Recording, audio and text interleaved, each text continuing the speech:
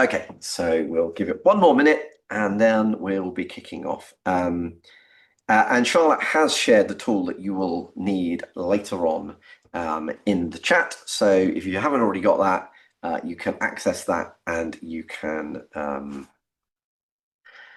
do that towards the end of this session. Don't start yet because it'll spoil the surprise, but also the idea is that I'm going to hopefully coach you through some of the areas that will prompt you to come up with some new ideas in this particular concept. So we'll be kicking off. Make sure you're comfortable, screens laid out as you best work, some ability to take notes somewhere, because not only obviously notes important when you hear something you haven't heard before, but by writing that note down, you do, of course, help to lock it into your subconscious and conscious memory, and therefore you're much more likely to A, remember it, and B, take action on it. And of course, it's only when we take action with the things that we hear at conferences and seminars and webinars and those sorts of things that actually it does anything. Ideas are to a penny, but it's only when we take action with those ideas that the magic happens. And that's why today is really more of a small workshop as opposed to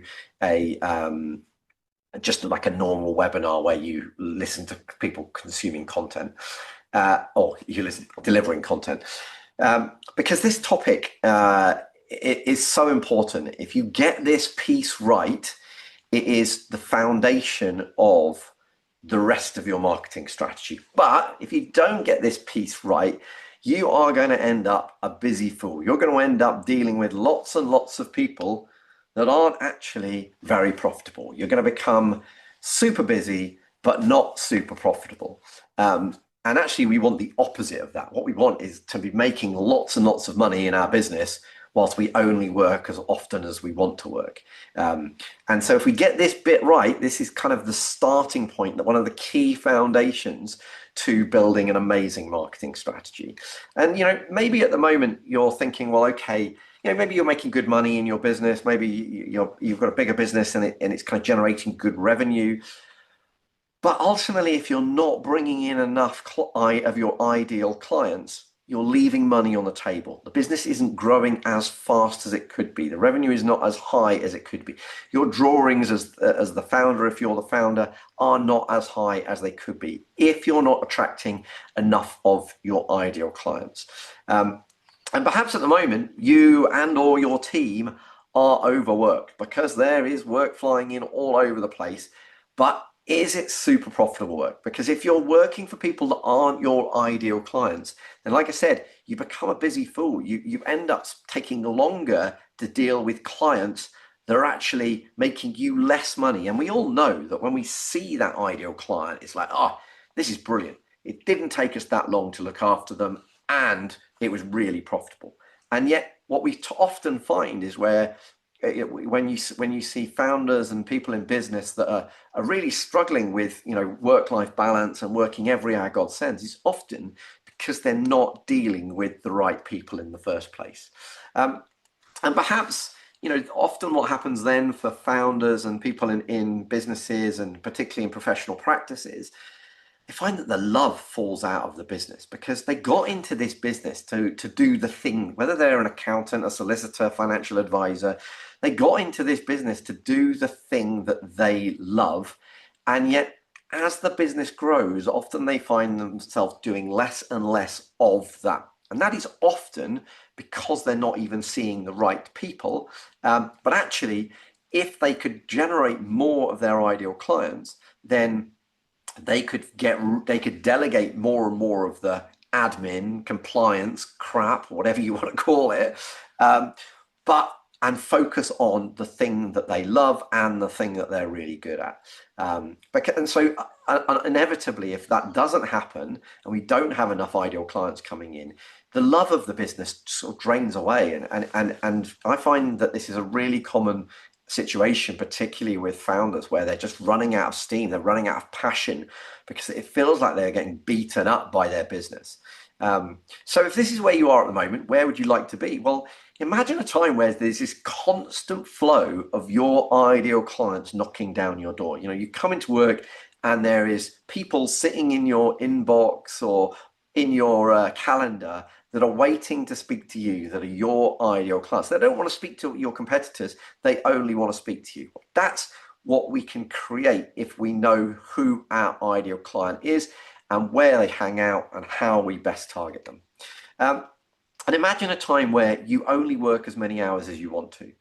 So whether that means that you can spend the rest of your time doing the things that you love, hanging out with the people that you love, looking after your own health and well-being, then that's an amazing thing. And really, as a professional in practice or as a entrepreneur or a founder, we have this amazing opportunity to do this. And so we only have to really work the number of hours that we want to if we can get the results in the rest of the time. And then finally, imagine a time where when you're at work, you only do the few things that you love and you're really good at. So work becomes more fun than fun. Well, that's what we're trying to do with identifying these ideal clients and then making a beeline for them and actually attracting them into this business. And it's why it's such an important topic. And really, what I found, so I founded 3 businesses and sold those 3 businesses and founded 3 more since, invested in others. And what I've seen time and time again is there's these kind of 3 stages to the business. And the first stage of the business is what I would call founder restricted growth. And that is where all of the new clients come into the business through the founder. And that's because they're the person that goes out networking, they're the person that goes out and creates partnerships, they're the person that gets referrals out of the clients, and it's all driven through the founder. So the founder is the biggest bottleneck in the business. And it's often at this stage that we need to really nail down our ideal client. So instead of dealing with 100 clients that are all kind of bad fit, you can deal with 10 that you're ideal fit, and you get way more profitable, but you also get your time back and you give more value to those ideal fit clients.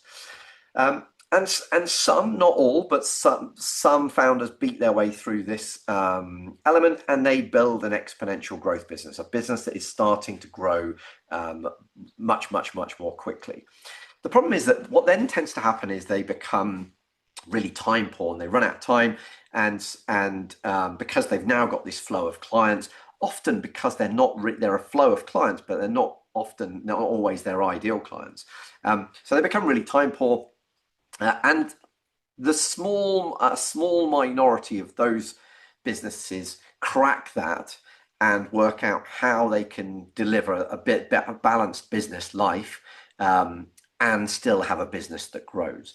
However, it's still typically the founder that restricts the growth of that business. And the business would survive if the founder wasn't there, but it wouldn't grow without the founder.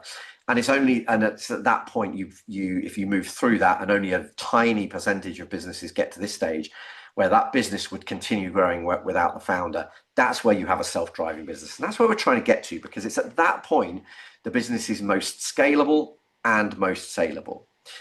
So it's really important that we go through these phases. And a key part of that is identifying the ideal client, but then attracting the ideal client. Because like I said, otherwise what ends up happening is you're dealing with lots of people that aren't a good fit. You become really, really busy, but you're actually not super profitable because you're dealing with lots of people that aren't actually, what I always found is that when it was a smaller client, they ended up taking more time than the bigger clients, and we made far less revenue out of them than the bigger clients. And so, yeah, you end up becoming this busy fool. Whereas if you can nail down this attraction marketing of genuinely ideal clients, then actually we become a focused achiever. It's really, really easy to build out amazing systems and amazing marketing and amazing solutions for your ideal client. And really, ultimately what we're trying to do is build an automated marketing machine. So I help people build an automated marketing machine that delivers your client a constant flow of clients to you. And but it's got to be your ideal client. Otherwise, you just find yourself dealing with a whole variety of different situations, and you're not profitable. The other reason why this is so important is that if you really smash the ideal client concept, you will stand out from all of your competitors. You eliminate the competition, because when you truly resonate with an ideal client, they can see that, they can feel that, which is even more important than seeing it, and suddenly they won't want to deal with anyone other than you, because they can see that you are the person or the business that stands out from everyone else, and is the person that's going to best serve them. So if we get this right, we're going to eliminate our competition literally almost immediately. And there's also never been a more important time to do this, because in a world of AI, and I was talking to Charlotte about this just this morning, it's becoming really, really easy to see what marketing content is being generated by AI. And we've done plenty of it ourselves, and we're now starting to go back from it, or at least making it look less like it was created by AI, because we're becoming immune to it. And it's also so easy. I remember when ChatGPT first came out, there was a really funny South Park quote, and it was the South Park school teacher going, "I just can't understand it. These kids have never been doing any homework for years, and now suddenly they're putting out 15,000 word essays." And this guy stands behind them and says, "Have you heard of ChatGPT?" And the teacher then says, "You mean there's an AI that can mark all this homework?" And it's brilliant. But of course, we're now seeing it in the marketing world on our social media feeds. We're suddenly seeing people that have hardly ever posted before posting long posts that are all like full of emojis and like lots of bullet points and all of this really clever stuff. But we're going to become immune to it. We're going to get lots of generic marketing noise that doesn't resonate with people. And so really, if we're targeting our ideal clients well, we can resonate, and we can get people to see that we understand their emotions. And actually, that's really kind of the key to this. Is in this world, I think today we need to be authentic and connecting with people, and being kind of much more true to ourselves. And if you've seen Brené Brown speak or read any of her books like Daring Greatly, if you haven't consumed any of Brené Brown's stuff, like either reading Daring Greatly or watching there's a Netflix like hour-long talk of hers, just absolutely brilliant and it's so valuable in today's world of marketing. And we can only do this, and we can only connect with people emotionally when we truly understand them emotionally. And that's what getting to the heart of your ideal client is all about. And that's why this is really called the deep dive discovery, because actually this isn't just about saying, well, we deal with people that are over the age of 55 that have got £500,000 in their pension or whatever it is. It's about really truly understanding them and their strengths, their opportunities, their worries, their concerns, because when you can speak to them in that language, it becomes way more powerful than any generic AI-driven marketing. So that's why this is such an important topic. But you might be asking, who is Charlie Redding? Why on earth would I listen to him? And it would be a fair question. You should definitely ask that question. So just before I sort of dive in, I'm going to give you a little bit of background as to where I've come from. So as I mentioned already, I've built and sold 3 businesses, built 3 more, invested in a whole load of others, and coached a whole load of others. But my main business, my most successful business, was a business called Efficient Portfolio. It delivered the best financial planning possible. That's what our goal was right from the outset. So I joined the financial services sector in 1999, founded this business in 2006. But like the founders that I described, I was the one-man band that was drowning in work, doing all of the prospecting, all of the admin, all of the client work.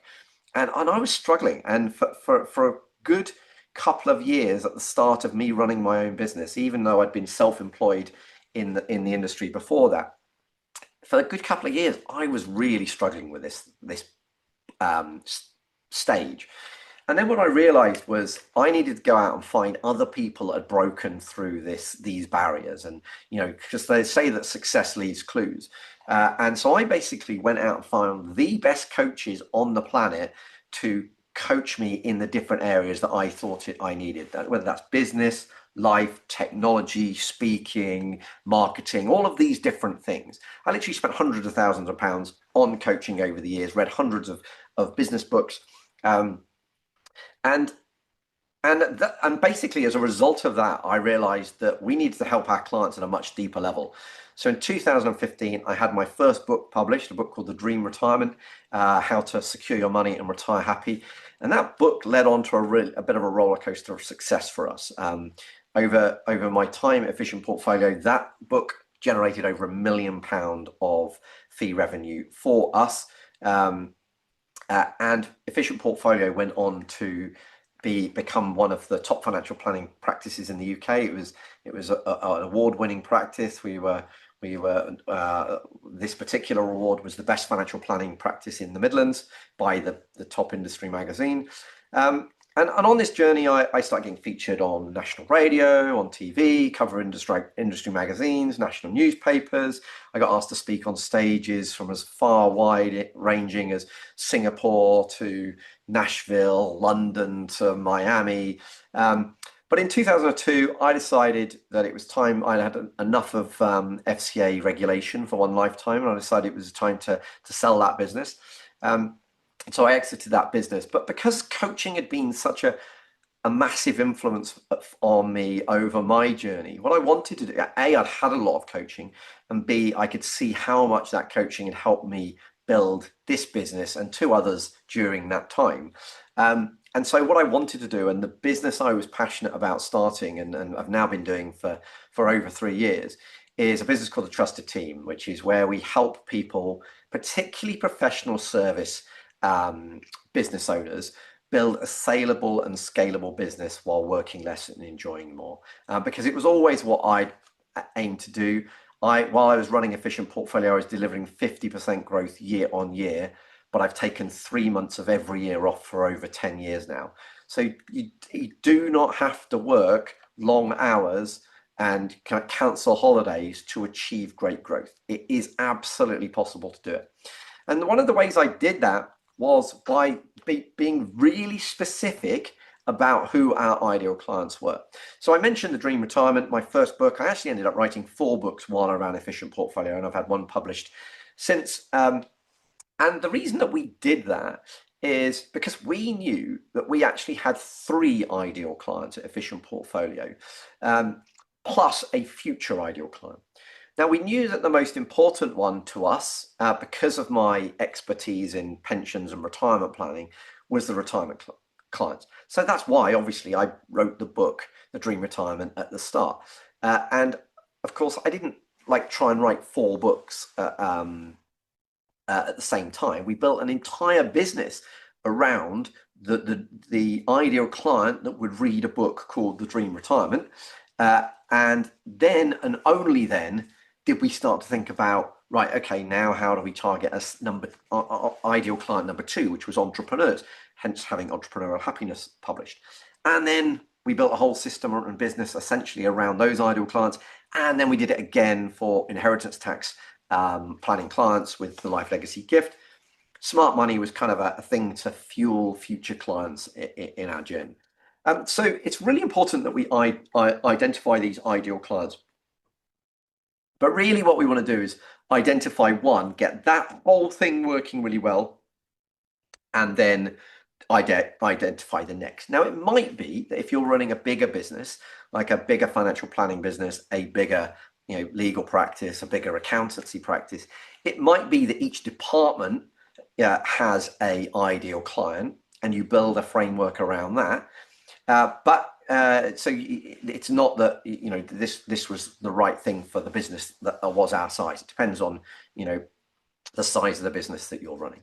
But this ideal client niche principle became so important because as soon as we decided who was our ideal client, and what were the common traits of that ideal client, and where could we find those ideal clients, and how could we kind of connect to people that could introduce us to those ideal clients. As soon as we really knew that and could articulate it, which is a really important point, then we started to attract them. And it never ceased to amaze me. We worked with a firm of solicitors that introduced their clients to us. And I remember and this was kind of quite early on in Efficient Portfolios journey. And I said to the lead solicitor, we only deal with, we really come into our own over £500,000 investments. And £500,000 investments at that time was a reasonable size investment for us. So it felt scary saying that. But guess what? The solicitor only sent us clients where they're investing over £500,000. I thought, well, if that worked, why didn't I say £1 million? So the next time I was chatting to a similar sort of person, I said £1 million. And guess what? The people that they sent us all had over £1 million to invest. So it's an amazing principle. So let's dive into it. There's an Australian dentist called Paddy Lund. Now, Paddy Lund found himself stood on the edge of Sydney Harbour Bridge, ready to jump off and take his own life. Because at the time, the highest suicide rate for any profession in Australia was dentists. It was a hugely stressful job, and Paddy Lund had got to the end of the line and was like, I can't run this business anymore. Anyway, he didn't jump off. What he did was he took himself back to his practice and he wrote a letter. And he wrote a letter that said, I was about to jump off Sydney Harbour Bridge to take my own life because I've become so stressed by this business. And then that letter, for 95% of his clients, that letter finished with, here is a list of all the other dentistry practices in Sydney. Please take your business to one of them in the future. To just 5% of his clients, or to his entire client base, that letter didn't finish like that. It finished with, you are a really valued client of this business. It's people like you that we want to build this business around. Please, we would love to continue to serve as your dentist, but also please connect us with other people like you. And Paddy, the reason I know this story and the reason that Paddy Lund is a published author and speaks on stages around the world is because as a result of that exercise of sacking 95% of his clients, he became a world-renowned dentist. They bought a beautiful Italian coffee machine and made the best coffees for their clients. They had a client relationship manager. They baked dental buns, which are sugar-free buns that patients left with. And of course, as they're walking across the marketplace eating a dental bun, they bump into their friend and it's like, oh, my dentist just gave me these amazing things that are sugar-free. My dentist doesn't bake me products. So he built this amazing practice based on this concept. And I'm not suggesting you need to sack 95% of your clients. That is an extreme measure, but he was in extreme times and needed to make extreme changes. But actually what it really shows is he became world renowned because he identified who his ideal client is. And so within the Trusted Team, I tend to think in frameworks. It helps me process my thoughts. It helps me coach on them. If my slides fail, it helps me remember them. But it also hopefully helps you guys remember the concept as well. And we're going to work our way through the ideal client niche over the course of this session. So the first thing we need to do is to name our ideal clients. Now, you might be thinking of that as, oh, we've got to give a name like Bob. And I've heard people talk about that before, and we've done that before. To be honest, that doesn't work for me. That's not what I mean by naming them. But we do need to identify who are, put a name to them so that we know who we're talking about. And so how do we find our ideal clients? Well, the best place to look to start with is our current clients. Who within our current clients are our ideal clients? What is the gender of our current clients? What's the age bracket of our ideal clients? What industry are in? What location are they in? What's their income level? What's their net worth? What's their role? What do they enjoy? All of those things you can look at your existing clients and go, well, actually, and the best thing to do is look at your best clients and go, what are the things that are all common about those clients? So that's a great place to start to narrow this down. The next thing to think about is, well, what are their habits? Let's consider the current habits of those clients. Where do they hang out digitally? Where do they hang out socially? Where do they hang out professionally? Where do they hang out to enjoy things? Where do they network? All of those, what are their habits? What are the common habits amongst those ideal clients? And then the next principle is, what are their goals? What are the common goals of those ideal clients? And if we start to do this well, and I'm going to come onto this later, you can start to communicate at a much, much, much deeper level. Because when they see what you're doing, they go, wow, that's me. That's exactly what I'm looking for. I know that I'm worried about that. I know that that's what I need to do next. That's my greatest opportunity. And therefore, I want to listen to you more. So you want to think about who are your ideal clients at the moment. And like I said, at the moment, when you're kind of trying to build this out, for most businesses, even if you've got 3 ideal clients, you build the system and the marketing for one of them. If you build a marketing system that's designed for all of those ideal clients, it will serve none of those ideal clients. You've got to call out your ideal client for it to really resonate with them. And so the best thing to do is and by the way, so when I had Just the Dream Retirement, and we had a whole marketing system designed for retirement-based clients, and by that I meant people that were sort of in the 10 years leading up to retirement that had more than £500,000 of investable assets, that were, etc. I'll come on to this in a minute. But did I turn away clients that wanted help with inheritance tax planning? Did I turn away entrepreneurial clients? No, of course I didn't. Absolutely, we served those. They just weren't who we were building the marketing system for at that time. Later on, we built an entirely separate kind of, not a separate business, but a separate marketing machine for those other ideal clients. So it doesn't mean that you're excluding these others, but for your marketing to work, you've got to target the ideal client. And so that's why I say you've got to pick one to start with, build it all out. And then we want to start to think about, well, what's the identity of those clients? And the best story I can remember reading about on this point is the story in Sir Alex Ferguson's book, Leading. And he tells the story of where he's trying to sign Gazza. So he's manager of Manchester United, the biggest, wealthiest, most successful club in England at the time. And he wants to sign the young Geordie prodigy, Paul Gascoigne, best footballer in the country at the time. And Sir Alex Ferguson is determined to sign Gazza. So he takes along Bobby Robson, who is, hugely successful England player, but also a Geordie and somebody that thrived at Manchester United as part of his recruitment team. And he's basically willing to do anything to get Gazza to sign for Manchester United. So we all remember Manchester United having thriving under their time with Paul Gascoigne, don't we? Well, no, we don't, because it never happened. They didn't sign. Gazza didn't sign for Man United. Gazza signed for Tottenham Hotspur. And you know why Gazza signed for Tottenham Hotspur? Because they offered to buy his mum a house in Sunderland. Now, this must be the mid-80s. A house in Sunderland's probably, let's say, £20,000.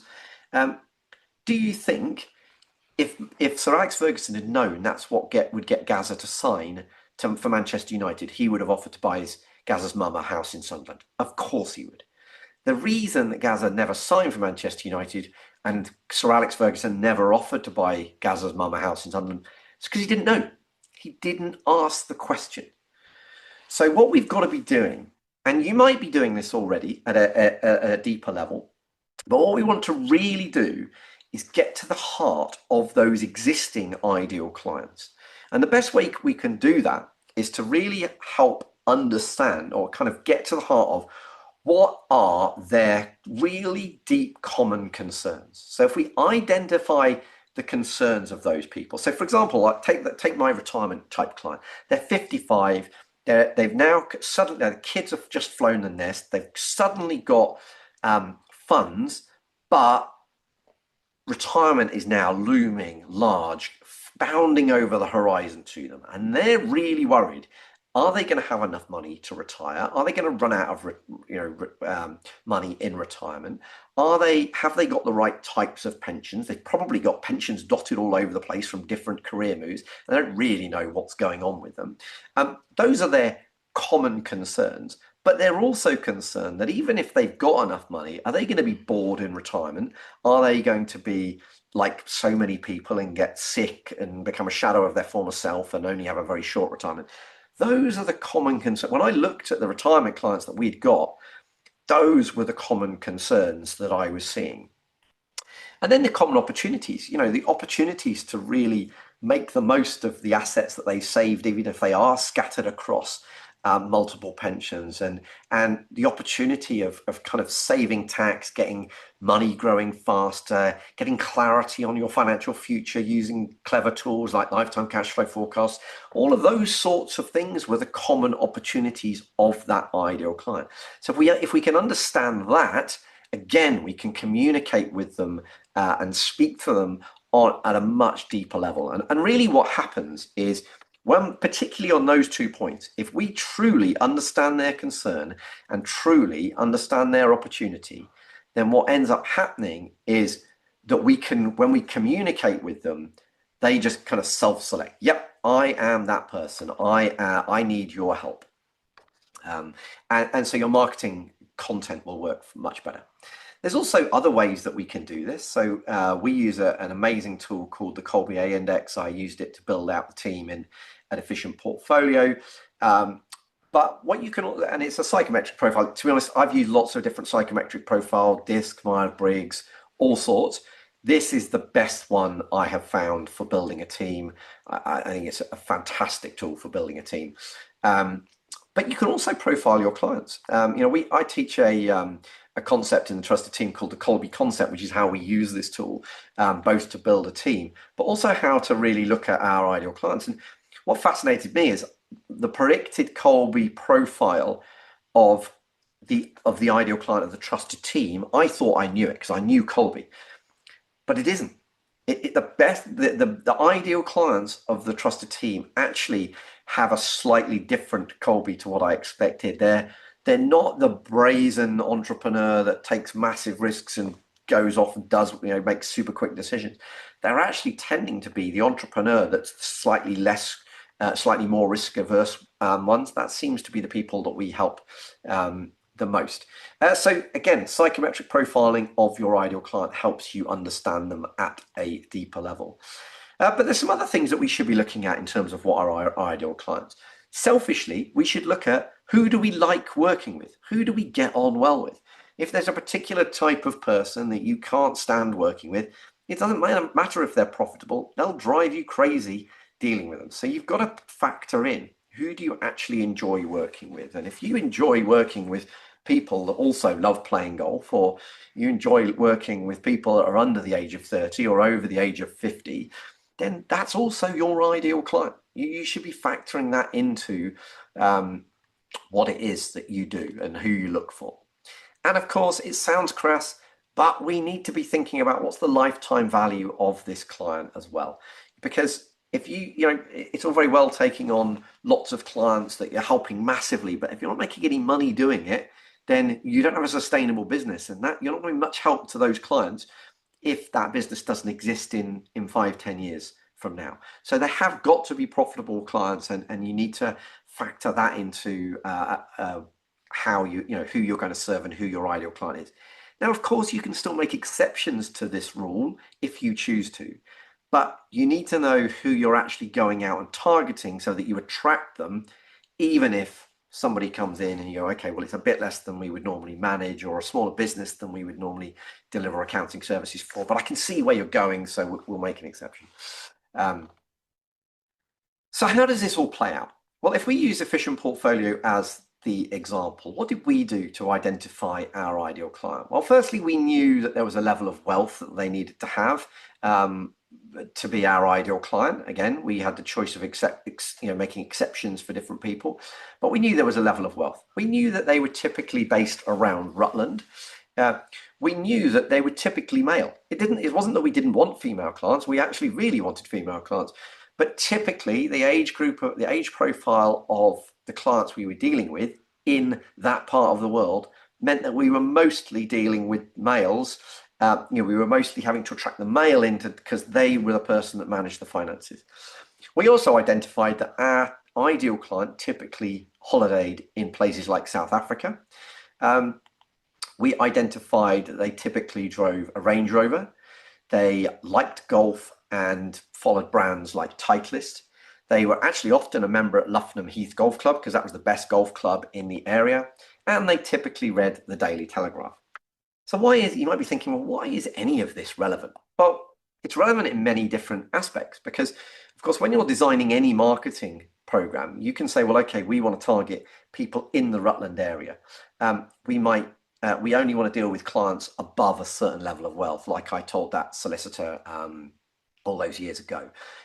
We wrote a blog article on holidaying in South Africa. We wrote blog articles on the best golf courses in the world. But of course, with Meta, and I don't know if this is quite as easy as it was then, but we could also market to people in Rutland that followed Titleist as a brand. I think nowadays you have to be slightly more generic than that, but it's still possible to do the same sort of concept. We could target people. The reason I was, published in the Daily Telegraph was because we knew that that's where our ideal clients were hanging out, and even if they didn't read it, us telling our ideal clients I'd been featured in the Daily Telegraph positioned me as the expert in their eyes. We could obviously host events, sponsor other events at a particular golf club, and we could work in partnership with dealerships that sold Range Rovers to do collaborative events to serve their clients. So there's so many things when you kind of start to drill down as to how you can really target these ideal clients. And I just want to take this to a deeper level because Tony Robbins talks about the fact that we have 6 human needs. And those 6 human needs are really what drives us to be happy. But when we really start to look at a deeper level and do a deep dive on these ideal clients, we can start to see that we can communicate with them in different ways to serve different aspects of their human needs. And each person, whilst we have 6 human needs, each person will have a human need that at that time, and it does vary, but at that time is their most important human need. So what are the 6 human needs and how would we target this? Well, the first is certainty. People need to know what's going on. Otherwise, they just feel constantly anxious. So if I'm talking to business owners or founders or entrepreneurs, I might talk about how they need to know their numbers. You need to know the numbers that's going on in your business. And that's like the weekly pulse of your business, because that's one of the things that gives you the certainty to be able to step away from the business more, because you know what's going on in every aspect of the business when you've got a line of numbers that gives you the pulse of what's going on in the different parts of the business. And that's what we would call the successful business scorecard. So that's how we might talk about certainty being for a business owner. Variety. The opposite is actually uncertainty. It's the opposite of certainty. If you lived a life where everything was certain, it'd be really boring. So we also need variety. So how would a business owner get this? Well, we can bring fun into business. I talked about making business more fun than fun. So how can we bring tax deductible fun, like whatever it is that motivates you, whether it's golf, whether it's scuba diving, whether it's traveling, whether it's cycling. I've introduced all of those different things into my work day. And you might be saying, scuba diving for a financial planning business? Absolutely. I've managed it several times, including with some amazing shark diving in Florida that was all under the guise of business. So yeah, we can merge business with fun and therefore introduce variety into that. And we coach people on how to do that with their business as well. The next concept is, or next human need is significance. Now, business leaders, founders, obviously tend to be the sort of people that want significance, because it's one of the reasons why they've put themselves forward. But we need to be feeling special and unique, and and obviously this is a bigger thing for some people rather than others, and it tends to be one that gradually reduces with age. But one of the things that we would help people do is market themselves as the expert, put themselves as the absolute expert in their field, so that when their ideal client sees them, they go, well, there's only one person I'm going to see in this space, because I know that this person is the expert. So significance is our next human need. And then finally, love and connection is the fourth human need. And this is, for example, as part of the trusted team, I describe running your own business as having entrepreneurial loneliness, because it can be a really lonely place. And that's because, if your friends aren't entrepreneurs, they don't think and speak in the same way as you, perhaps your spouse doesn't run their own business, so they don't really kind of relate. So actually building a community around of other entrepreneurs that are going on the same journey as you, as we do with mastermind groups and the trusted team, is incredibly powerful. So connection, that's your example of connection being human need. Growth, growth is the fifth human need. So we need to be, if you're not moving forward, you're moving backwards. If you're not growing, you're dying. So constant growth, whether that's through reading books, whether that's through coaching, whether that's through kind of online sessions, all of that sort of stuff, you've got to be moving forward to be truly happy. And then contribution, giving back, giving to others, and like supporting other people on your journey, and also helping more of your ideal clients. So again, one of the things that we do within the trusted team is a thing called magnification mastery, where we help you take what you would have done on a one-to-one basis and deliver it to one-to-many. So therefore you're helping many more of your ideal clients in the same time it would have taken you to help one person. So that's the 6 human needs, and that's the explanation of them. Why is this important to your ideal client? Well, you've got these core human needs, but to be truly happy, and they're the 4, but then to be truly happy, you need to have growth and contribution involved. Now, when we start to know what the primary human needs, primary driving human needs for your ideal clients are, we can start to speak to them. So, for example, if I'm trying to attract clients that are worried about the retirement looming, I might talk to them about the certainty of knowing that they've got enough money for retirement, the ticking off of the bucket list to create an exciting, varied retirement, how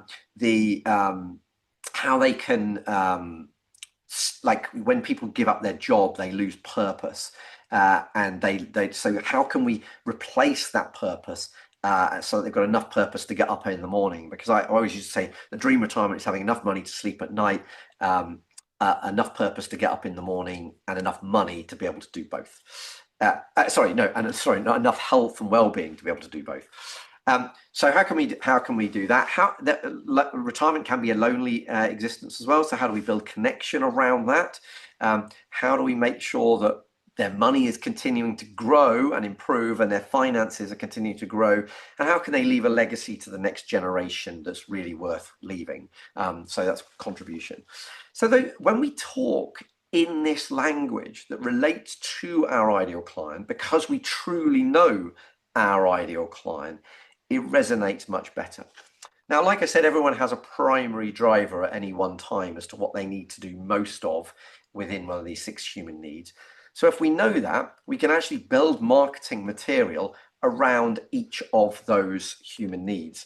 So for example, you could write one piece of copy that relates to every one of those 6 human needs, which means regardless of which primary driver your ideal client has at that time, we've addressed that one. And in fact, of course, you could use there's a famous marketing copywriting system called PASS, which stands for Problem, Agitation, Solution. You could use that to do this really well, because once you understand their concerns, their opportunities, their key human needs, and their passions and where they hang out, you can connect and resonate with. You can write copy, you can speak, you can do all of the things that you do to attract people, but in a much deeper level where people resonate and go, yeah, you're right. That's what's struggling with, that's what I'm struggling with at the moment. You might have picked up that this lovely piece of art was created by AI. It's because it's part of this concept, and diving deeper on this is part of a separate course we have that we built called the AI Masterclass. But of course, the reason that you can use AI to help you with this is, the wonderful thing about AI is AI knows the past, ChatGPT knows the past system. So you can just ask ChatGPT to write you a piece of code, and it knows what the 6 human needs are. So you can say, this is my ideal client. I want a piece of copy about this topic. I want you to address each of the 6 human needs. I want you to do it based on the past system. And hey presto, you've got an amazing piece of marketing copy. So we can take this at a deeper level. We don't have time to do this today. We actually help people go through the ideal client needs assessment, which is going really deep into those human needs of each of those clients, and building, because the more you understand that, the more you can help, you can relate to it in everything that you do. And we also help people do this with through a SWOT analysis of your ideal clients. Because again, if we really focus on that, thinking back to what Sir Alex Ferguson didn't achieve with Gaza, we can do this at a much deeper level. And we can also help, we also then work out how do we flip the risk for that person, because each of your ideal clients will have things that they're resisting, that they don't want to come to you because of, that could be a lack of trust, it could be a worry about fees. So how can we actually have an 8-tier process to reverse the risk, so that when your ideal client sees whatever it is that you're offering them, they say, well, I'd be stupid not to try on that, based on that offer. So that's how you reverse the risk. But obviously I haven't got time to go into that this morning. The next stage of the ideal client niche is to connect with those people. And I'm going to start by explaining, I kind of sort of explained this, I could have explained this earlier really, but it's so important that one of the reasons why the ideal client niche is so important is because if you can't communicate who your ideal client is, when you're delivering content online, speaking to partners, referrals, etc., if you can't clearly communicate this stuff, you can't expect the right people to arrive at your door. The reason you've got a picture of Flash Boys by Michael Lewis here is, so one of my best mates from school works in the city. He's worked for Japanese banks, he's worked for American banks, he's worked in Hong Kong, he's worked in New York, he's currently working in London. And about 5 years ago, I read Michael Lewis' Flash Boys. And this is somebody that I see at least 2-3 times a year, but I was at school with him, so I've had spells of seeing huge amounts with him. We've been on holiday together numerous times, so I know him pretty well. Anyway, 5 years ago, just so you know, it's a long time since I was at school, over 30 years, so I've known him for a long time. Anyway, 5 years ago, I read Flash Boys, and I'm talking about it to him, and he says, oh, in the first chapter, he talks about that algorithm that does this particular thing in this black box. I wrote that algorithm. I was like, oh, really? Do you know what, Dave? This is, of knowing you for like 25, 30 years, whatever it is, this is now the first time I actually know what you do. Because he's so bright, he's so techie within the bank, that he's writing these algorithms that have been talked about in Michael Lewis books, that he's never ever been able to communicate to me what he does. I just see him as somebody that works in a bank and it's technology based, but I have no idea what. But in that one line, he could communicate to me what he did in a way that he'd never found in 30 years. So being able to, and when I talked about this, I did a workshop on this topic a while ago. And a financial advisor that was in attendance at the time said, this is easy for me. I deal with little old ladies with lots of money. I was like, that's brilliant. like that's so easy to communicate. If you're chatting to somebody down the pub and they say, "Who do you serve? Who do you help?" I deal with little old ladies with lots of money, because immediately you're starting to think, well, what little old ladies do I know that with lots of money? And if I know them, there's a good chance I might well introduce them to him. So being able to articulate this is really important, because in today's world of marketing, we have the opportunity that we've never had before. Historically, if you wanted to advertise on TV, it cost you an absolute fortune, and you reached only a tiny number of people that were actually your ideal client, and lots of people that weren't. If you wanted to advertise on radio, it cost you a fortune, and you reached literally lots and lots of people that weren't your ideal client. And if you wanted to advertise in the newspaper, exactly the same problem. Lots of people that aren't your ideal client for a lot of money. Whereas, of course, now you can have your own TV station, and you can specifically target the people that are your ideal client. You can have your own radio station, otherwise known as a podcast these days, and again, specifically target your ideal client. You can have your own newspaper, whether that's LinkedIn, whether that's Meta, whether that's X, whatever it is. You can speak to your ideal client directly through those channels for completely nothing. And so that's really the key to this, is the way that I build out an automated marketing machine is that we build out these attraction marketing devices. And the Dream Retirement is an example of the attraction marketing devices. And really what then happens is those collect connections with people, and it's really important that those attraction marketing devices resonate with your ideal client. And that's why, if we've gone through this earlier stage of knowing that ideal client, then we can start, they'll want those things that you've got to offer. And then that's what drives referrals, partnerships. That's what gets people to turn up to your events or seminars, and then that's what drives them into the process that you lead people through as whatever it is that you do. So that next stage is what I would call the real results roadmap, and that's a whole different part of the trusted team. So those attraction marketing devices, if we take that ideal client of the retirement client, we had the book, which I've already mentioned, but we had a quiz funnel, which was the 2-minute retirement plan. So in 2 minutes, they could build their own basic lifetime cash flow forecast. And we had a dinner. So we invite them to a lovely dinner, and in between each course, I'm talking to them about their dream retirement. We had the same for the inheritance tax people. Like I said, we built out this system for each of the ideal client, but one at a time. So we had the life legacy gift, we had the learning lunch, the leaving a legacy lunch, because we know that people post-retirement love a free lunch. And we had the quiz funnel, the 1-minute wealth protector, because they're more focused on protecting what they've already accumulated. And then, of course, for the entrepreneurs, they prefer a free breakfast, so that we had the business planning breakfast, we had entrepreneurial happiness, and we had the quiz funnel of the 1-minute wealth builder, because they're about building their wealth. So you use these attraction marketing devices, and then each of those needs to really resonate with the ideal client that you're trying to pull in. And an example of how we might then take this to another level is we sponsored the Pro-Am at Luffenham Heath. I already mentioned our ideal clients hang out at Luffenham Heath. So we sponsored that event.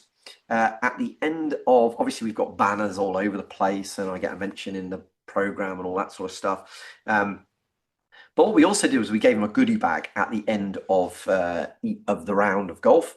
And within that, there's some like free golf balls and nice ball marker and divot repairer type thing, pitch mark repairer. But there was also a copy of the Dream Retirement in there. And from that event, we generated more fee income from the clients that came immediately out of that than the whole sponsorship had cost us. But over the long run, that was 150 people, of which about half were members of Luffenham, half were guests or visitors, because Pro-Am brings in a wider range of people that would have come to us, or that had the Dream Retirement. So that was much more difficult to measure, but immediately it had the impact that it needed to have, because we knew so much about our ideal clients, and we could speak to their pains, their concerns, and their opportunities. And This also is really important when we come to connecting with other people in business. So I'm not sure if you're a Coldplay fan, but if you like Coldplay, on their latest album they released a single called "We Pray," and "We Pray" was originally on the album. It's got a guy whose name I forget singing with Coldplay, and then it's also got a female rapper, Little Sims, that raps in English. That's what's on the album. They released that as a single. So Coldplay have now reached two extra audiences, Little Sims and the other person's whose name I now forget. Um, uh, and of course, Little Sims is reaching the Coldplay audience. Those two extra people make that song even better than it would have been if it had just been Coldplay. But so the consumer is getting a better product, the client is getting a better product, but both Coldplay and Little Sims are getting exposure to new audiences as a result of the collaboration. What they then did, which I thought was brilliant, they released the single again, but with Eliana doing the rap in Arabic. Then they released it again with Teeny doing the rap in Spanish, and then they released it again with Twice doing a piece in Korean. So they've now gained exposure to 5 different people's audiences. They haven't re-recorded their bit once, it's exactly the same content, isn't it? And this is what we want to think about with partnerships. And it's only really once we've identified our ideal client and can communicate that ideal client and know how we're best to connect to that ideal client that we can then start to work in partnership with other firms. That's a concept called the partnership playbook. Again, I'm not going to go through it today. But we can really start to partner with those firms, because if like, for example, when I ran Efficient Portfolio, we would partner with firms of accountants, firms of solicitors, and we would be adding value to their client offering, and therefore they would be introducing us to their network. Essentially, we are two firms that have exactly the same ideal clients or very similar ideal clients, but aren't in competition with each other. And in fact, we add value to each other's offer. So that's what the partnership playbook is all about. And this ideal client niche concept is a really, really important first step to make those. Because if you can't articulate who your ideal client is, how do you expect another business owner to be able to articulate that or spot that? They've got no chance. Okay, so the next thing we need to do is then really hone this concept and improve it along the journey. When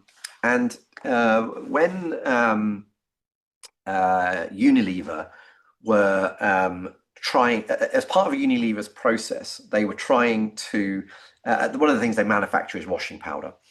And within the engineering process of the washing powder, there was a particular nozzle that was not working or was really inefficient, and it was costing them millions. And they'd spent a fortune and ages with engineers trying to improve this nozzle. And it really wasn't happening, and it was still costing Unilever millions. So in an act of desperation, what they did was they asked the biologists within Unilever to try and fix the problem. Now, the biologists had no clue about why the nozzle wasn't working, and they had no clue as to how to fix that nozzle to make it better. But what the biologists did know was evolution and how that had worked. So all they did was they took the nozzle, they made 100 variations of it, and they tried all of them. They picked the one that worked best, made 100 variations of it, and tested it. Picked the one that worked best, tested them all, and by the time they got to the end of that, they had created a nozzle that had fixed the problem. And they'd done so without any clue as to how they'd actually done it. Evolution had fixed the problem, not their intellect. And really, that's what we're trying to do with our marketing. We've got to continually hone the marketing and continually split test and try different things. So, for example, you might write a piece of copy that you think, wow, this is brilliant. This ticks off all 6 human needs. I've got their concerns in there. I've got their opportunities in there. I've smashed it. And then you might write, and if you send that out and it gets a 5% response rate, you're going, is that good or bad? I don't know. You might get a different piece of copy that is differently worded, maybe focusing much more intently on a couple of human needs, maybe focusing more on the positive of the opportunity as opposed to the negative of the concern. And you might split test, and you split test and you go, well, this is never going to be as good as the first one. And yet that might get a 10% success rate. So by split testing it, and then what you would do is say, well, okay, let's take the 10% one. Now let's create a variation on that. Does that get it from 10 to 12? Because if it does, we now use that. But we can only do this when we measure and we hone it. And that's what we've got to do with our approach to marketing. And really, it's a classic example of where it's much easier to find 101% gains than 100% gain. We're all going out there looking for the absolute bombshell idea that's going to change everything about my marketing. It's suddenly going to click and everything is suddenly it's all going to work amazingly. Actually, in reality, it almost never happens. It's almost always a series of 1% changes, lots of 1%ers, as opposed to a significant 100%er. And so that's really what we're trying to do with the marketing, is to constantly hone it. And in Silicon Valley, there's a widely popular or a widely used term called the minimum viable product, made famous by a book called The Lean Startup. And it's really simple in the sense that a minimum viable product is when you're launching a product, you just create the absolute minimum, launch it, and then get the initial users, the beta users, to tell you, well, this bit's really valuable. I want you to make this better. This bit, don't worry about that. That's a pain in the arse. I'm not even interested in that. Because what it does is it allows you to kind of go out and start to see where your ideal clients are going to gain the greatest value. And this concept is a brilliant concept. But the reason I'm sharing with you is kind of more because then Seth Godin, who writes some brilliant marketing books like This Is Marketing and Tribes and a handful of others like Purple Cow, in This Is Marketing, he talks about the minimum viable audience. And really, that's what we're doing with the ideal client niche, is going, how can we start with the minimum viable audience? That's what Paddy Lunn did, isn't it? He basically said, this 5% is the minimum viable existing audience that I've got that I can build from. And so really that's what we're trying to do, is we're trying to hone it and then like really get it narrow, and then only then later on expand that when we've got that bit working really, really well. Because if I'd just written a general finance book, would it have resonated with those 55 to 65-year-olds like The Dream Retirement did? No, of course it wouldn't. There's one other way that you can do this, and that's learning the sort of principles of influence. Again, I'm not going to dive deep into this because we haven't got time, but there's 6 key principles of influence, and we take people through a system called the Influence Innovation, which is, if you understand that, you can then start to get that marketing working even better, and having people actually take action on it. It's kind of like the next step beyond the human needs, is kind of how do you work with the 6 principles of influence. Final step is to evaluate, and evaluation is ultimately an ongoing process, but it's the starting point and it's a tool. So I wanted to give you a tool that, and normally, often at these events, I don't give out the tools that we get people to work through at the Trusted Team. But for this particular event, I think it's a really powerful exercise to go through. So what I'm going to do is I'm going to talk you through the tool. We've given you the tool. But what I'm going to do, by the way, I didn't say this at the start, there is a Q&A. The last time we did this webinar, the Q&A didn't work for some reason. So if you would like to post a question in the Q&A, and the Q&A is working, please do that, and I will answer it in due course. But if not, then I think you can send the question to Charlotte in the chat, and she'll send it on to me so that I can answer it as well. So any questions, drop those in. But what I wanted to do is I wanted to give you this tool because it's a great example of how we can work through this process. Because really what we're trying to do is we're trying to say, okay, where, by the way, when we look at this tool, And the reason that we use tools like this in the Trusted Team is because when you go to a conference, you typically hear a load of ideas, you write a load of notes, you leave, and you often do nothing with those notes. So the difference between a conference and a workshop is where you actually start to do the work and you come away with an action plan that means that you are going to do this, and this, and you've already maybe scheduled it, and you've kind of, you know exactly what you're going to do with the ideas. In today's society, we have more of a shortage of, we don't have a knowledge gap, do we? With ChatGPT, we do not have a knowledge gap.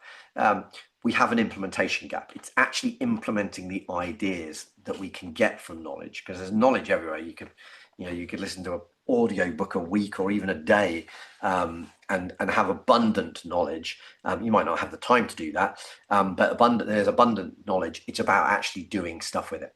So I'm going to give you this to do. I think because this is in webinar format, and I'll have no idea how long it's taking you to do this, I'm going to give you this to do straight after the session, but I'll explain the tool and how it works. There is actually two versions of this tool. There is a B2C version and a B2B version. So for most people, I would do the B2C, even if your client is the owner of a business. So for example, if I was doing this exercise for entrepreneurial financial planning clients, I would still do the B2C version of this tool, because I am going out trying to find the owner of a business, but it's a person. It's still a person. I am not that bothered by whether they're running a business in this sector or that sector or that sector. It's the founder that's playing golf at this golf club. It's the founder that reads the Telegraph. It's the founder that goes on holiday to South Africa. So that's who I'm going after. If I ran a business where my only clients were like large accountancy practices, then I would do a slightly different version of this, which is the B2B one. We're going to give you both anyway, so that you can do both. But I'm going to explain the B2C version, because essentially some of these categories aren't going to be relevant. Some of these questions you can look at and go, that doesn't apply to me. But what I've tried to do is I've tried to help you brainstorm what categories are relevant to you. So if we just look at it, we're going to be basically going through, well, where are they based? That's geographically, that could be UK, it could be Rutland. It depends on the size of your business and what you're doing.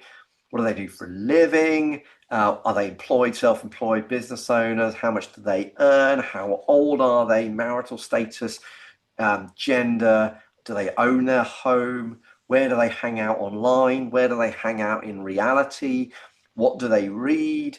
And they're sort of designed to be open-ended questions. So what do they read? I mean, that could be, they like fiction, or it could be they read this particular trade journal, or, those sorts of, the Daily Telegraph, whatever it is. Who do you like working with? Really important concept, as I shared. What's their total net worth? Maybe totally irrelevant for your business, might be really relevant. If you want people that can afford to do what you do, that might be a really important one. What other assets do they own? That might be sports cars as opposed to financial planning products. Where do they like to holiday? What do they like to watch or do, or who do they support?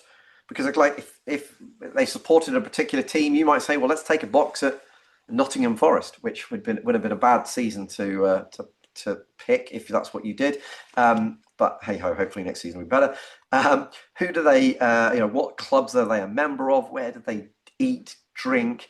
All of these sorts of things become really powerful, because even if they like to eat or drink in a particular place, if you then want to kind of meet them for lunch and you suggest that place, then they're much more likely to accept, aren't they? So knowing these things in advance helps you in so many different ways. What are their current goals? What are their current fears? What are their similar profile traits? And what do they like and need? And of course, you might want to add some of your own categories to this. What if, I don't know all of the businesses that are dialed in here. So you can add other questions within this, or you might think, well, okay, what you'll do, I'm going to interpret this as that because that's more relevant to but we want to be filling this out, thinking of those current top 5 clients or the clients that you're trying to attract. And so if you've got those in mind, then it will help you answer these questions. And then what we really need to do so that we can articulate who they are is one thing to finish that last section off with all of those questions. What you're then going to do is ask yourself, how could I use this information to find more of my ideal clients? If they happen to play golf at Luffenham Heath, how should I be joining Luffenham Heath? Should I be sponsoring an event at Luffenham Heath? Should I be going to the Tuesday night Stapleford at Luffenham Heath? Whatever it is, you can ask yourself that question. And then simply, you want a sentence that sums up your ideal client. We did this example version a little while ago, so probably that needs a bit of updating from us. You can give them a name, like Efficient Portfolio. We did have a particular name for, I think it was Peter, for our ideal client. But then the fact that I can't even remember whether the ideal client's name was Peter proves that concept of giving them a name doesn't really apply. I think little old ladies with lots of money is a far better way of naming them than a random name. But you might think differently. It's whatever works for you and your business ultimately. And then finally, and most importantly, what 3 actions could I implement immediately to help us find more ideal clients?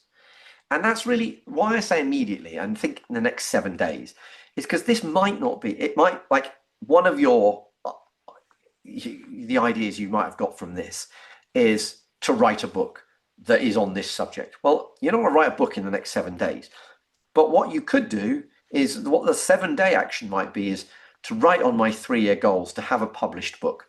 That would be a good thing that you could. So we want to identify what action can we take in the next 7 days that's going to move us a step further forward towards whatever it is that we've identified as being important.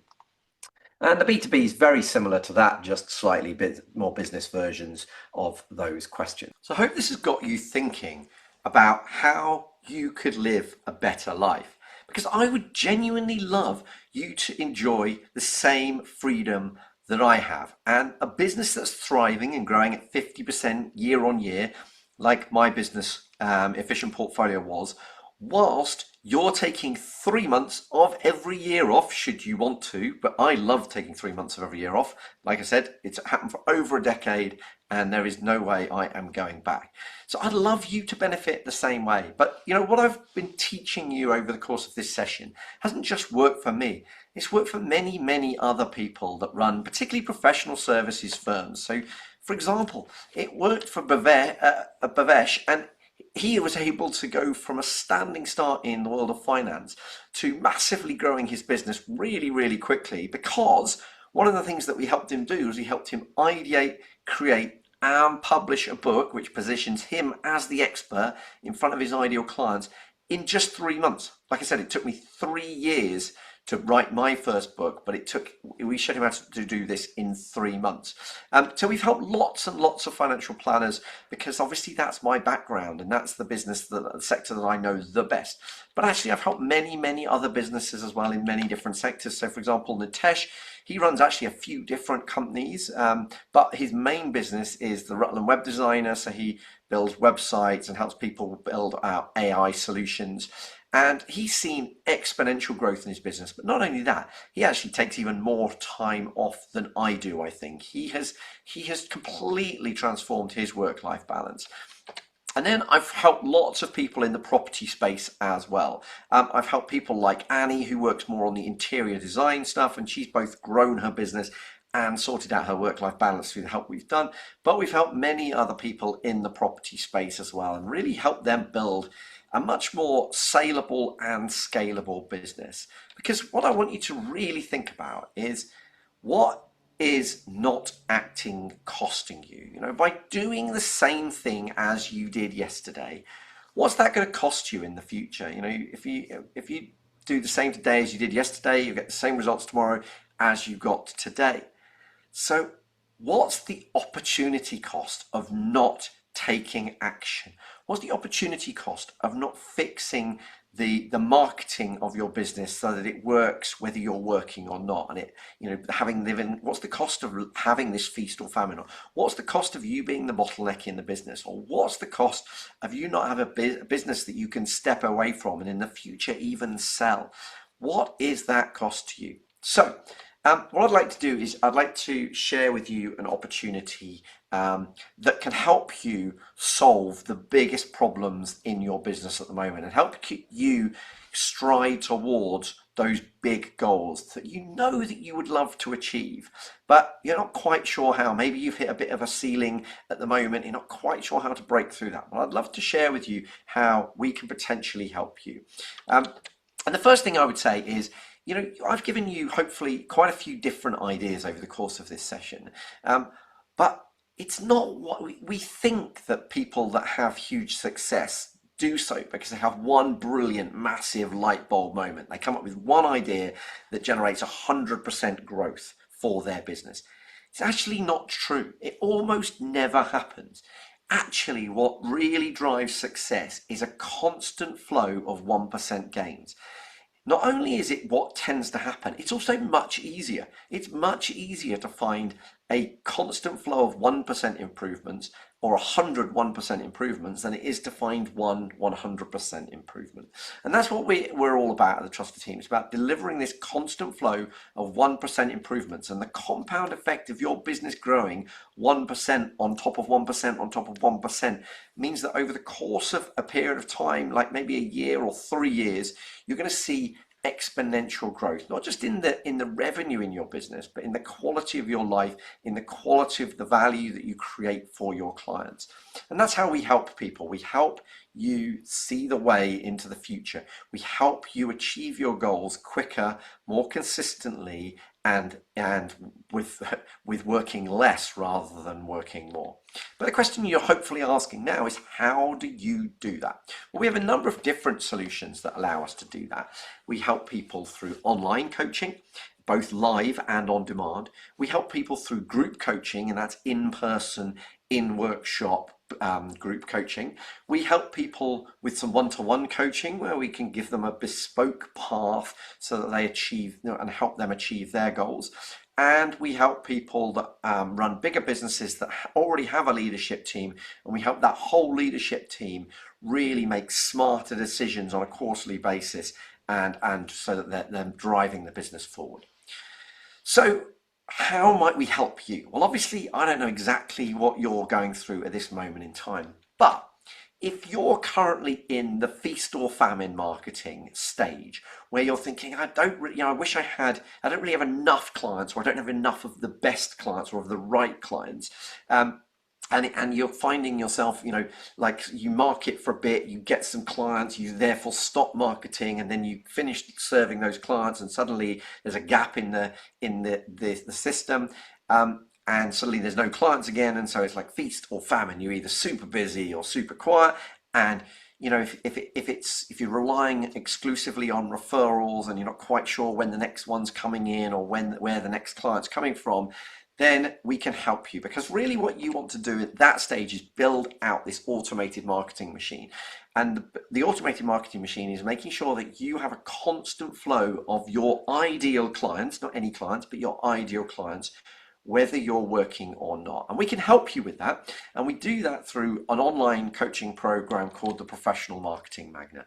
And this is how professional services firms can really up their marketing game and build out this automated marketing machine that delivers this constant flow of ideal clients. And we do this by guiding them through the Professional Marketing Magnet. It's everything from like proper designed with intention referral process, something we call the referral revolution. It's about building partnerships with other firms that serve your clients that aren't in competition with you, which is something we do called the partnership playbook. We'll show you how to position yourself as the expert in front of your ideal clients, as well as knowing who your ideal clients are and what keeps those ideal clients awake at night. So therefore, what makes them take action. We'll show you how you can integrate AI into your marketing, and we'll show you how you can communicate and articulate what you do so much better than anyone else, so you'll have a queue of ideal clients knocking down your door.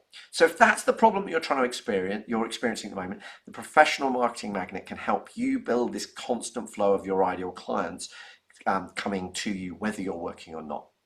But that might not be you at the moment. You might have fixed that problem. You might already have a constant flow of your ideal clients. And maybe at the moment, you're kind of running the business and you're suffering from what I term entrepreneurial loneliness, which is, you're at the top of the business, but you've got different problems in the business. You don't really want to go home and spend the evenings talking to your other half or your children about the problems you've got in your business. You can't really talk to your team about the problems, and your mates down the pub don't really relate to the problems you're experiencing either, because it can be a really lonely place being a business owner.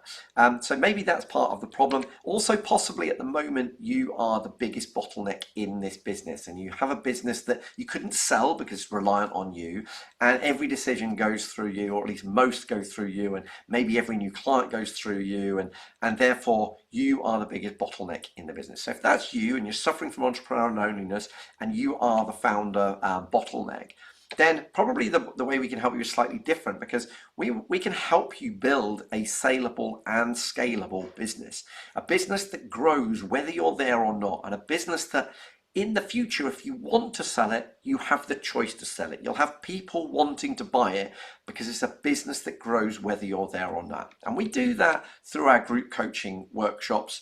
And because what we find is that when group coaching is delivered well, you should learn as much from the other people in the room as you learn from the person at the front of the room. So we do these group mastermind sessions, typically groups of about 20 people, and so that what you're doing is you're all running businesses of different shapes and sizes, but going through the same type of problems. And so what you can do is you can work on a strategy. Let's call it, maybe it's the referral revolution, or maybe it's something to do with AI, or whether it's something to do with building a scalable business or a team. But you'll be working on at the same time on that concept with other people that are also working on that same problem. And then you can share the best ideas, as well as what I can teach you. You can share what you're going to do with other people in the room, which creates brilliant learning, accelerates the learning, but also it helps you build accountability of what you're going to do. But most importantly, it also means that you leave with the actions already kind of decided and built and a plan formulated. It's not just a teaching exercise, it's a proper workshop. When you bring people together and get them working on the same concepts at the same time, magic tends to happen, because as Steve Jobs would have said, ideas have sex. And the way that we do this is we guide people through in what we call the Founder Accelerator or the Planner Accelerator. If it's just for financial advisors, we guide people through what we call the Better Future Framework. And this is really about, yes, we help you build out the automated marketing machine, as I've already shared, but we'll help you create founder magnification. So when you do something once, it helps many people, as opposed to doing something once and it helping one person. We'll help you build outstanding operations. So backstage, the bits that the clients don't see is operating super smoothly and accelerating in terms of quality and growth. We'll help you get back your time so that you can either focus more inside the business on the bits that you love and drive the growth forward that way, or you can take more time out of the business to spend time with the people that you care most about, or doing the hobbies that you love the most. We'll breed this constant innovation, so you'll be constantly coming up with new ideas to improve the business and grow the business and your work-life balance. And we'll do so by setting out this incredible foundation of goals, because goals for your business, goals for you, not just just business goals, but personal goals, that is the key to celebrating, creating success. So we drive you through this group workshops that will really help you move the business forward. So the workshops happen every quarter, plus an extra one at the end of the year to set those goals and start the new year on an amazing platform.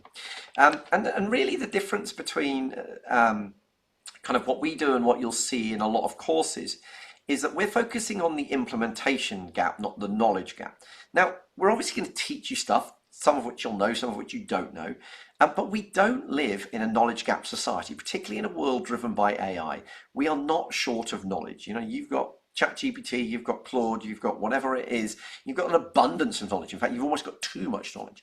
The benefit of having a workshop is it's actually filling the implementation gap. So yes, you're going to learn some concepts around how you can make your business better, but then most importantly, you're going to spend time actually working on that idea so that when you leave the workshop, you've already got an action plan. Plus, you're going to share it with some other founders so that you can see what their good look like. You get ideas and feedback on what you've come up with and accountability going forward.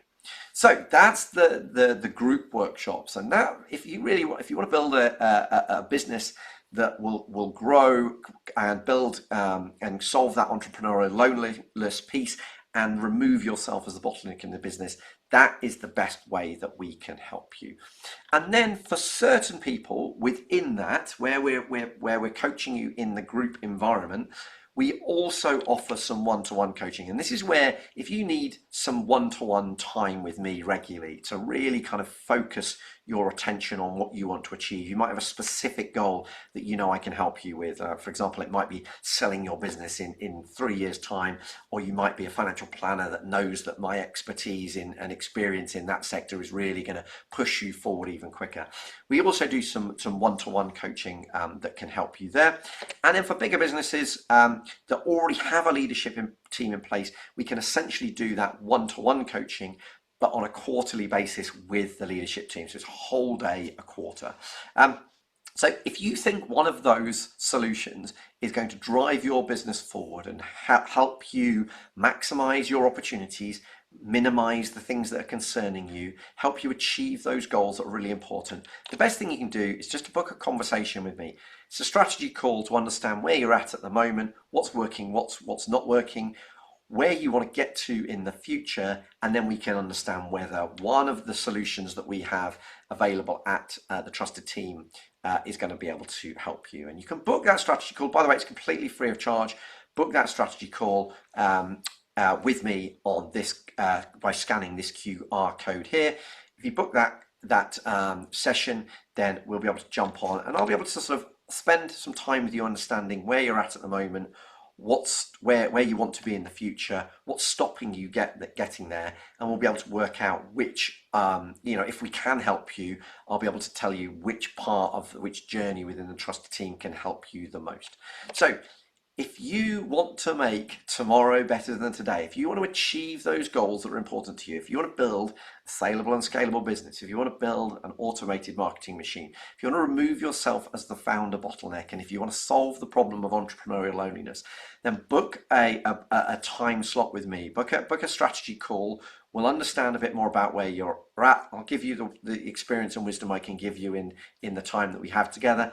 And then if we think we can help you, I'd be delighted to share with you what that would look like. So scan the QR code, book that strategy call, because remember, if you do the same today as you did yesterday, you'll get the same results tomorrow as you got today. It's only when we take action that we see change and we see the results coming. You know, there's lots of people that came. Do you know what? 9 people came up with the idea of a cyclone vacuum cleaner and applied for a patent for a cyclone vacuum cleaner before James Dyson.